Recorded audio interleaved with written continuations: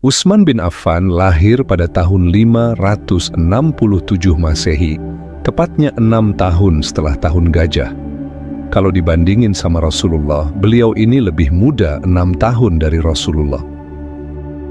Beliau berasal dari keluarga yang terkemuka. Ayahnya bernama Affan bin Al-Ash dari suku Bani Umayyah yang merupakan seorang saudagar kaya dan pembesar suku Quraisy. Sedangkan ibunya bernama Arwa binti Quraiz dari Bani Abdu Syams yang juga berasal dari keluarga terpandang di Mekah. Jadi, bisa dibilang Utsman lahir dari keluarga yang punya nama besar dan juga punya status sosial yang tinggi.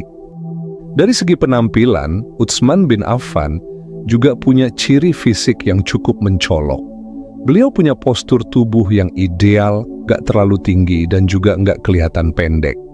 Wajahnya tampan, kulitnya halus, dan janggutnya lebat.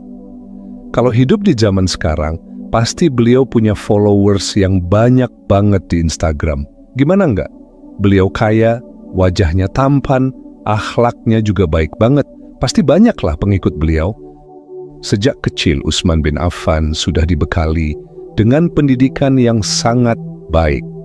Bahkan beliau menjadi salah satu dari 22 orang di Mekah yang tahu cara menulis dengan baik. Berkat kemampuan literasi inilah Rasulullah memilih beliau sebagai salah satu penulis Al-Quran ketika wahyu diturunkan. Meskipun lahir dari keluarga yang tajir melintir dan punya semua privilege duniawi, Utsman gak pernah sombong dengan apa yang dia punya. Beliau tetap humble dan suka menolong orang lain. Sederhana, cerdas, jujur, soleh, itulah ciri khasnya. Beliau tumbuh dengan akhlak yang mulia dan perangai yang baik. Beliau sangat pemalu, memiliki jiwa yang bersih, lisannya suci, dan juga sangat sopan santun.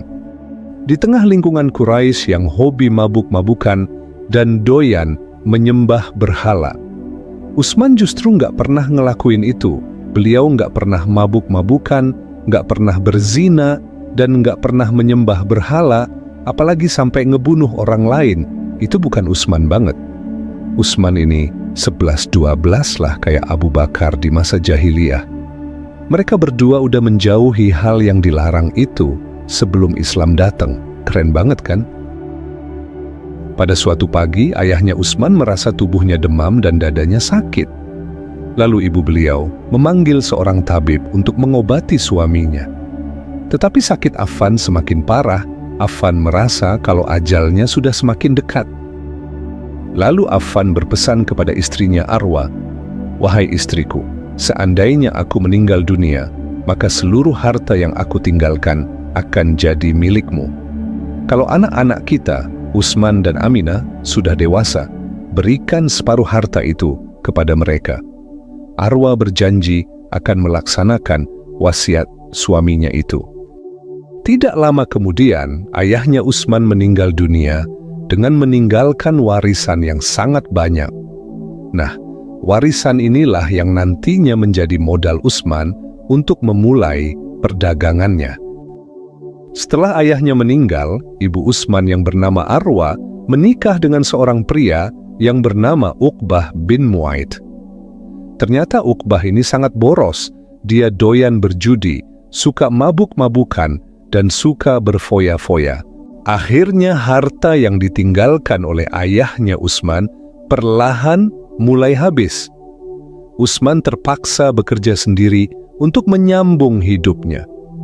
Begitu pula adiknya, Aminah, yang terpaksa bekerja sebagai tukang sikat. Pada suatu hari, orang-orang dari Bani Umayyah berkumpul untuk melakukan persiapan dalam memilih pemimpin baru Quraisy. Aku berharap banyak orang dari Bani Umayyah yang akan terpilih dalam pemilihan ini, kata Harb ayahnya Abu Sufyan. Aku juga berharap demikian. Aku yakin Marwan anakku akan terpilih, jawab Al-Hakam, pamannya Utsman. Bagaimana dengan Utsman bin Affan? Apakah dia punya peluang? Tanya Al-Hakam. Dia tidak layak jadi pemimpin, jawab ayah Abu Sufyan. Emangnya kenapa? Tanya Al-Hakam. Dia nggak taat sama agama nenek moyang. Dia nggak mau menyembah berhala, karena itu aku menolak jika namanya diikutsertakan dalam pencalonan, jawab ayah Abu Sufyan. Malam itu, orang Bani Umayyah berkumpul untuk melantik pemimpin-pemimpin mereka yang baru aja terpilih. Banyak jabatan yang diperlukan seperti pemimpin tentara, pemimpin kabilah, pemimpin penjaga kebajikan, dan sebagainya. Al-Hakam berhasil mempengaruhi banyak orang agar mengangkat Marwan, anaknya, untuk menjabat posisi penting. Harb juga berhasil mempengaruhi banyak orang untuk mengangkat anaknya, Abu Sufyan, di posisi penting. Tapi sayangnya, Utsman bin Affan tidak mendapatkan jabatan apa-apa karena ia tidak lagi dipandang mulia oleh kalangan Bani Umayyah. Wahai ibuku, aku nggak kecewa karena nggak dilantik menjadi salah satu pemimpin dari Bani Umayyah. Namun, aku akan menunaikan wasiat ayah agar menjadi orang terpandang. Aku akan berfokus untuk berniaga. Ibu setuju dengan pilihanmu. Semoga suatu hari nanti kamu akan jadi saudagar yang paling kaya di kalangan orang Quraisy, jawab Arwa, ibunya Utsman. Aku akan pergi ke Syam demi menggapai cita-citaku itu. Tapi, aku perlu modal untuk memulainya, sedangkan harta yang ditinggalkan ayah sudah habis. Apa yang harus aku lakukan, wahai ibuku? Tanya Utsman lagi. Wahai anakku, harta yang dihabiskan Uqbah itu adalah bagian dari ibu dan adik perempuanmu. Sementara harta bagianmu masih disimpan oleh kakekmu. Pergilah kepadanya kalau kau mau mengambilnya, jawab Arwa. Utsman bin Affan merasa sangat senang waktu mendengar apa yang disampaikan oleh ibunya. Beliau pun langsung menjumpai Abu al-Ash kakeknya untuk meminta harta yang diwariskan oleh mendiang ayahnya.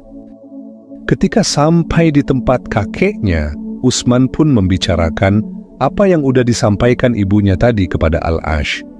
Lalu kakeknya memberikan sebuah peti kepada Utsman. Ketika peti itu dibuka, ternyata benar apa yang disampaikan oleh ibunya. Semua harta yang ditinggal untuk Utsman masih ada di dalam peti itu. Mulai dari hari itu, Utsman mulai merintis bisnisnya demi mewujudkan wasiat ayahnya dan menggapai apa yang sudah dia cita-citakan. Utsman nggak main-main dalam hal ini. Beliau sering banget keluar kota buat berdagang. Rutenya juga jauh, bisa sampai ke Syam dan juga ke Habasyah. Karena sering keluar kota, maka jaringan dan relasinya juga ada di mana-mana. Hasilnya, bisnis Utsman pun meledak pesat. Hal inilah yang menjadikan Utsman sebagai salah satu pedagang terkaya, sekaligus yang paling dihormati di Mekah. Meskipun Utsman bin Affan udah menjadi orang kaya, beliau masih memiliki sifat terpuji. Ia tidak pernah meminum arak, tidak menyembah berhala, dan tidak suka berfoya-foya. Dalam menggeluti dunia bisnis, Utsman bin Affan menjadi sahabat dari Abu Bakar As-Siddiq.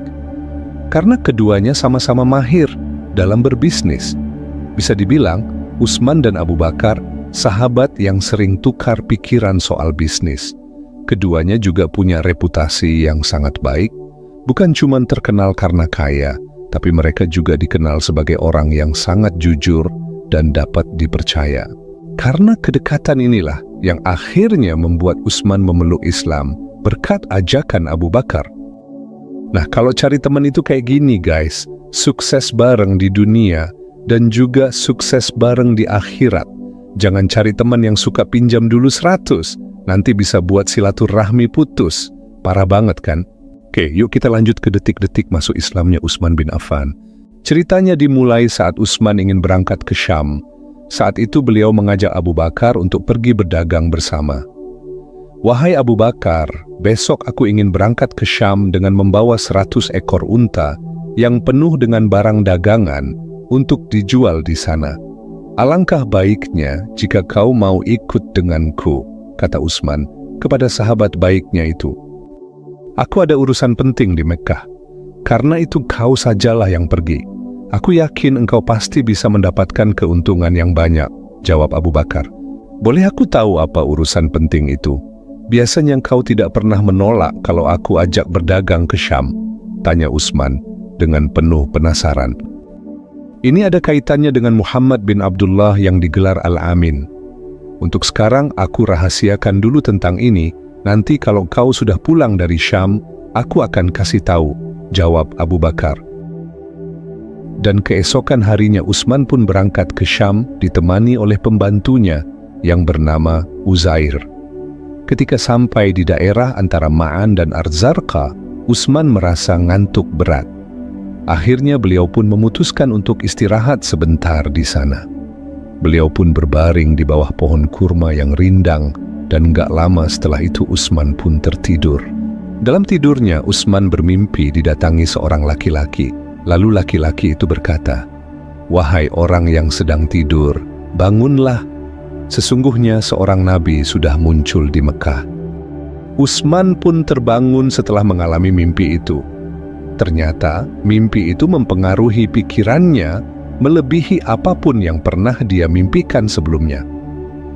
Ditambah lagi, beliau sering mendengar dari pendeta Yahudi dan Nasrani yang berkata bahwa akan datang seorang nabi yang membawa kebenaran kepada seluruh umat manusia. Beliau pun memutuskan untuk langsung pulang ke Mekah dan meminta pembantunya Uzair agar melanjutkan perjalanannya ke Syam. "Wahai Uzair, aku akan pulang ke Mekah. Engkau bawalah barang dagangan ini ke Syam. Setelah semuanya terjual nanti, segeralah pulang," perintah Utsman bin Affan. "Apa yang membuat Tuan tiba-tiba berubah pikiran? Apakah Tuan sakit atau ada sesuatu yang mencemaskan hati Tuan?" tanya Uzair dengan bingung. Lalu Utsman pun menceritakan mimpinya kepada Uzair. Setelah itu beliau langsung pulang ke Mekah dan Uzair melanjutkan perjalanannya menuju Syam. Akhirnya Utsman pun sampai di Mekah, lalu beliau pun pulang ke rumahnya. Sesampainya di rumah, Utsman disambut oleh bibinya yang bernama Su'da binti Quraiz. Su'da ini terkenal sebagai tukang ramal yang dipercayai di Mekah. Lalu wanita ini membacakan syair kepada Utsman. "Wahai Utsman, sudah datang seorang nabi yang membawa cahaya. Ia diutus dengan membawa ajaran. Didatangkan kepadanya wahyu petunjuk dan kebenaran. Ikutlah dia, niscaya engkau tidak tersesat." "Wahai bibi, apa maksudmu?" tanya Utsman dengan rasa heran. "Wahai Utsman bin Affan, sesungguhnya Muhammad bin Abdullah udah didatangin malaikat Jibril. Dia membawa cahaya kebenaran. Perkataannya mengandung hikmah dan kebaikan. Agama yang dia bawa juga membawa kesejahteraan," jawab Su'da sambil berjalan meninggalkan rumah Utsman. Setelah mendengar kata-kata Su'da, Utsman pun langsung bergerak cepat ke rumah Nabi Muhammad. Tapi sayangnya, Nabi nggak ada di rumah waktu itu. Akhirnya, Utsman memutuskan untuk menjumpai Abu Bakar di rumahnya. Ketika berjumpa dengan Abu Bakar, Utsman menceritakan semua tentang mimpinya.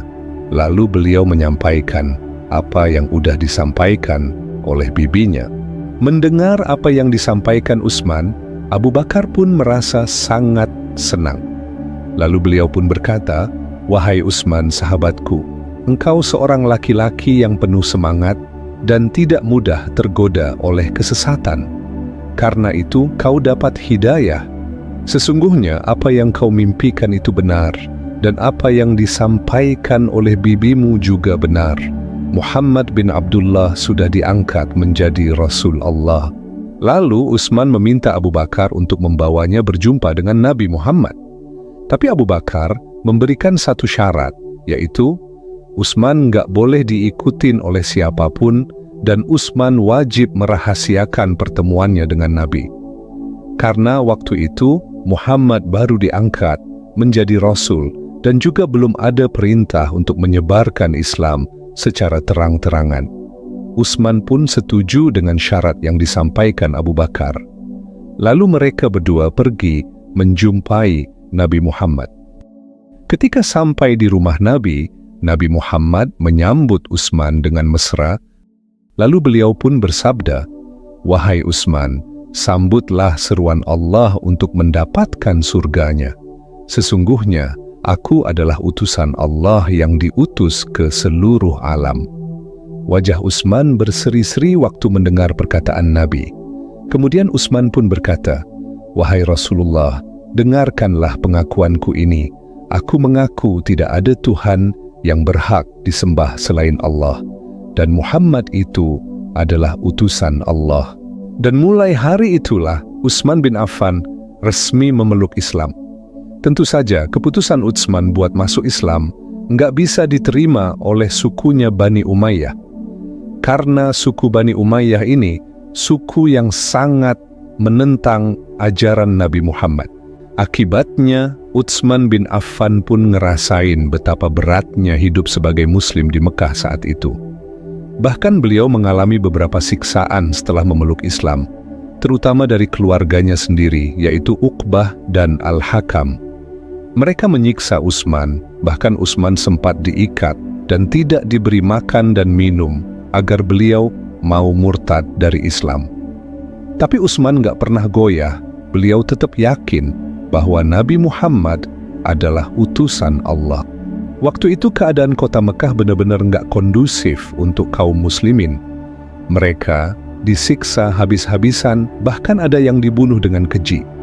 Bahkan Nabi sendiri mendapatkan tekanan mental dari orang kafir Quraisy, dan yang lebih menyakitkan ketika putri Rasulullah yang bernama Ruqayyah dan Ummu Kalsum diceraikan oleh kedua suaminya yang merupakan anak dari Abu Lahab. Abu Lahab melakukan itu untuk mempermalukan Nabi Muhammad. Tapi di sisi lain, ada aura yang terpancar dari wajah Utsman. Utsman udah lama mengincar Ruqayyah putri Nabi. Tapi apalah daya, Ruqayyah udah lebih dulu dinikahkan dengan Utbah anaknya Abu Lahab sebelum Nabi Muhammad diutus menjadi Nabi. Setelah mendengar berita perceraian Ruqayyah, Utsman pun menjumpai Abu Bakar. "Wahai Abu Bakar, aku ingin menjadikan Ruqayyah sebagai istriku. Bagaimana pendapatmu?" "Ruqayyah memang layak menjadi istrimu, meski ia seorang janda. Ia memiliki wajah yang cantik luar biasa," jawab Abu Bakar. "Aku ingin melamar Ruqayyah. Maukah engkau menemaniku untuk bertemu dengan Rasulullah?" Abu Bakar pun menemani Utsman untuk melamar Ruqayyah putri Rasulullah. Walaupun banyak wanita yang suka sama Utsman, tapi di mata dan hati Utsman hanya Ruqayyah wanita yang paling dia sukai. Nggak lama kemudian, Utsman pun menikah dengan Ruqayyah. Mereka pun hidup bahagia sebagai suami istri. Abu Lahab dan anak-anaknya semakin marah kepada Nabi Muhammad. Mereka pun merancang strategi untuk menghukum para pengikut Nabi Muhammad. Mereka memboikot semua hubungan dengan orang-orang yang udah memeluk Islam. Orang-orang kafir Quraisy mulai menekan mental kaum muslimin. Mereka nggak membolehkan kaumnya untuk bertegur sapa, nggak boleh melakukan perniagaan dan pernikahan dengan kaum muslimin. Akhirnya, Rasulullah menyuruh para sahabat untuk berhijrah ke Habasyah. Utsman dan keluarganya juga turut hijrah ke Habasyah. Tapi nggak lama kemudian Utsman dan keluarganya pun kembali ke Mekah karena beliau rindu dengan Rasulullah. Dan saat itu pula mereka mendapatkan kabar bahwa Hamzah dan Umar bin Khattab udah memeluk Islam. Sejak saat itu Utsman selalu mendampingi Rasulullah dan beliau udah nggak peduli lagi dengan tindakan orang kafir Quraisy kepadanya. Sampai akhirnya Rasulullah memerintahkan para sahabat untuk hijrah ke Madinah dan Utsman pun menurutinya. Ternyata hijrahnya Utsman membuat Al-Hakam sangat bahagia. Karena Al-Hakam bisa mengambil semua harta yang ditinggalkan Utsman, termasuk kebun kurma, rumah-rumah kedai, dan hewan ternak bisa dia miliki. Sesampainya di Madinah, Utsman dan keluarganya disambut oleh Yasir. "Wahai Utsman bin Affan, selamat datang di Yasrib. Aku menyambut kedatanganmu." Yasir memasang wajah ceria ketika menyambut Utsman. Aku sangat bahagia karena udah sampai dengan selamat di Yasrib. Kami ingin memulai kehidupan yang baru di sini, balas Utsman. Utsman, alangkah bahagianya kami jika engkau mau menjadi keluarga angkat kami. Tapi rumah kami sangat sederhana, sedangkan kau adalah orang paling kaya di Mekah, kata Yasir sambil menawarkan Utsman untuk tinggal di rumahnya. Wahai Yasir, semua harta kekayaanku udah aku tinggalkan di Mekah. Tapi aku enggak menyesal karena iman lebih berharga dari semua harta yang kutinggalkan. Dengan izin Allah, harta itu akan kembali seperti semula, ucap Utsman. Akhirnya, Utsman dan keluarganya pun memutuskan untuk tinggal di rumah Yasir. Beliau membantu Yasir dengan bekerja di kebun untuk memenuhi kebutuhan keluarganya. Karena itulah, Yasir tidak terbebani sama sekali waktu Utsman tinggal di rumahnya. Suatu hari, Madinah dikunjungi oleh seorang saudagar kaya dari Syam. Dia membawa 100 ekor unta dan lengkap dengan barang dagangan. Penduduk Madinah mengerumuni saudagar kaya itu untuk membeli barang dagangannya. Tapi yang anehnya, si saudagar kaya ini nggak mau menjual barang dagangannya itu. Aku bukan saudagar kaya, aku hanya orang suruhan, dan barang-barang ini semuanya milik tuanku yang bernama Utsman bin Affan. Kabarnya, dia udah hijrah ke kota ini. Tunjukkan kepadaku di mana rumahnya, kata lelaki itu. Lalu salah satu dari penduduk Madinah menunjukkan arah rumah Yasir. Kebetulan Utsman dan Yasir ada di rumahnya. Mereka baru saja pulang dari kebun kurma.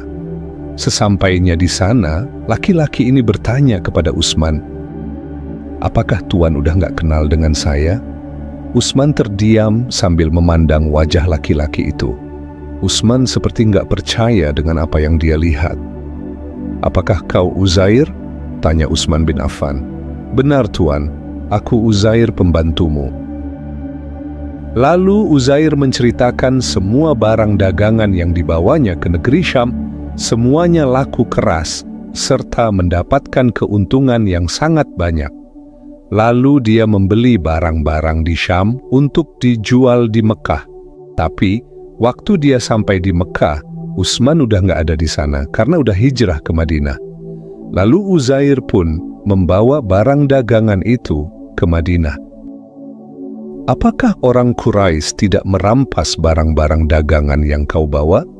tanya Utsman bin Affan. "Mereka tidak mengenali saya, mungkin karena saya memakai pakaian yang mahal dan bukan pakaian orang suruhan. Waktu mereka bertanya ke saya jawab kalau saya datang dari Syam. Jadi mereka nggak berani mengganggu saya. Sekarang saya serahkan semua barang dagangan ini kepada Tuan," jawab Uzair. Karena saking terharunya, Utsman pun memerdekakan Uzair dan membebaskannya kemanapun dia mau pergi. Tapi Uzair memohon agar tetap tinggal dan membantu Utsman. Akhirnya Utsman pun dengan senang hati menerima permintaan Uzair. Beliau meminta Uzair untuk berdagang seperti sebelumnya. Bisnis dagangnya pun semakin berkembang pesat. Singkat cerita, Utsman mulai membangun rumah sendiri di Madinah. Dan Yasir pun juga ikut membantu Utsman dalam mengembangkan bisnisnya itu. Sebagai sahabat Rasulullah, Utsman bukan cuma dikenal karena kekayaannya, tapi beliau juga dikenal sebagai sosok yang sangat dermawan. Beliau selalu menyumbangkan hartanya untuk kepentingan dakwah dan kesejahteraan umat Islam. Salah satu kisah paling terkenal tentang kedermawanan Utsman adalah waktu Perang Tabuk. Ceritanya, waktu itu Rasulullah sedang mempersiapkan pasukan untuk menghadapi pasukan Romawi dengan jumlah yang sangat besar. Pasukan muslimin yang akan berangkat berjumlah 30.000 orang. Tapi masalahnya, banyak dari pasukan muslimin yang nggak punya perlengkapan untuk berperang, seperti kuda, unta, baju perang, perisai, dan lain sebagainya. Akhirnya, Rasulullah mengumpulkan seluruh sahabat lalu bermusyawarah untuk menyelesaikan masalah ini. Kemudian, Rasulullah menyerukan bantuan dan sumbangan jihad kepada para sahabat untuk keperluan tersebut. Tidak lama kemudian, Utsman bin Affan memberikan 1.000 dinar untuk kebutuhan pasukan Tabuk. Tapi itu belum cukup, maka Rasulullah bertanya lagi, "Siapa lagi yang ingin bersedekah? Kita membutuhkan kuda dan unta." Tanpa ragu, Utsman pun berkata, "Ya Rasulullah, saya akan menyumbangkan 100 ekor kuda lengkap dengan segala perlengkapannya, baju perang, topi besi, pedang, perisai, dan juga makanan untuk para penunggangnya." Mendengar apa yang disampaikan Utsman, maka Rasulullah berkata, "Bagus, wahai Utsman." Namun, Rasulullah bertanya lagi, "Siapa lagi yang mau menyumbang?"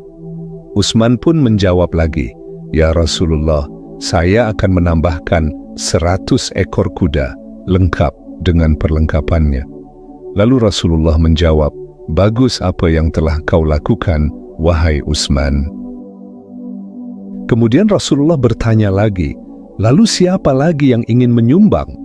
Karena cintanya yang begitu besar untuk bersedekah di jalan Allah, Utsman kembali menjawab, "Ya Rasulullah, saya akan tambahkan lagi 100 ekor kuda, lengkap dengan perlengkapannya." Enggak terasa, total yang udah Utsman sumbangkan sudah mencapai 300 ekor kuda ditambah 1.000 dinar. Hal ini terus Utsman ucapkan hingga kuda yang beliau sedekahkan mencapai 900 ekor kuda. Ingat ya guys, ini kuda perang, bukan kuda yang kecil. Kuda perang pasti kuda yang lebih kuat dan lebih mahal. Kuda biasa aja udah mahal, apalagi kuda perang, ya kan? Oke, yuk kita lanjut.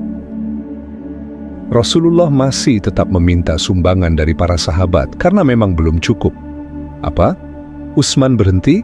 Ini Utsman. Pantang berhenti kalau beliau masih bisa membantu. Beliau menambahkan lagi 90 ekor kuda dan ditambah 10 ekor unta. "Ya Rasulullah, kuda saya tinggal 90 ekor, udah nggak ada lagi yang lain. Maka saya genapkan dengan 10 ekor unta agar menjadi 1.000 ekor. Nabi pun berkata, "Bagus ya Utsman, sumbanglah." Kemudian Rasulullah menambahkan, "Tidak ada yang bisa menghalangi Utsman masuk surga setelah apa yang dia lakukan hari ini." Lalu Rasulullah melanjutkan, "Siapa lagi yang mau menyumbang?" Mendengar pertanyaan Rasulullah, Utsman langsung pulang ke rumahnya, mengambil 10.000 dinar dan menginfakkannya untuk pasukan perang. Melihat tindakan Utsman, lalu Rasulullah berkata, "Semoga Allah mengampunimu, wahai Utsman, atas apa yang kau rahasiakan dan atas apa yang akan kau tampakkan.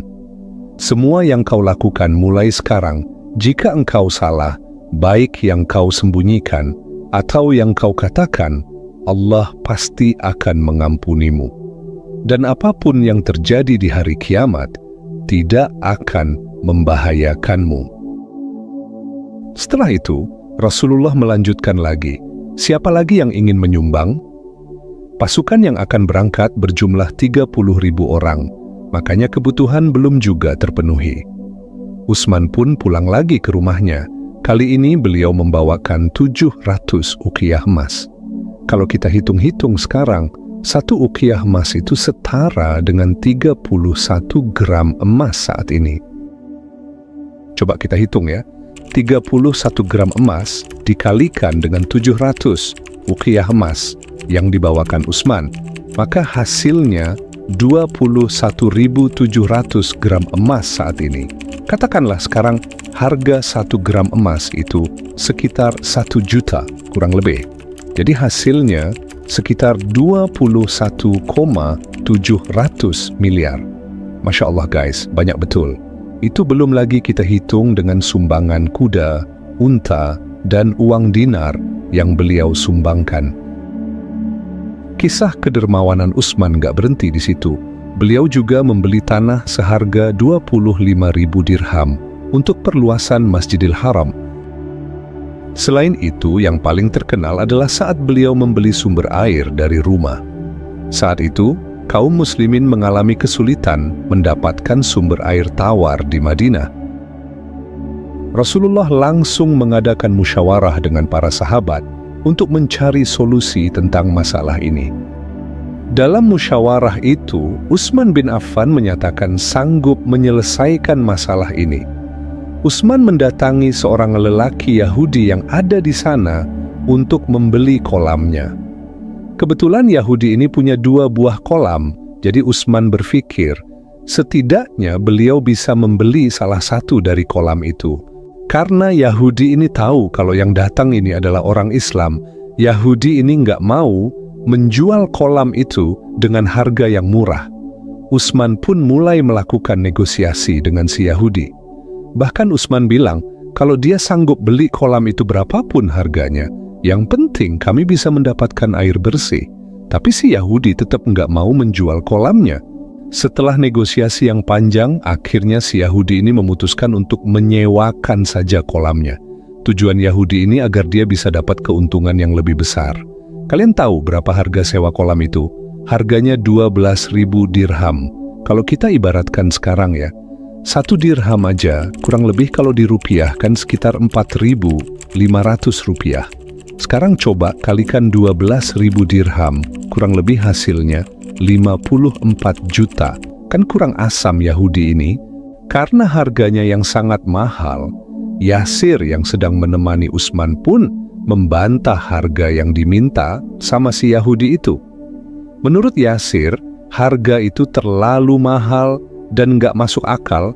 Masak untuk menyewa sebuah kolam aja harganya segitu. Lalu si Yahudi ini pun mencoba meyakinkan Yasir dan Utsman.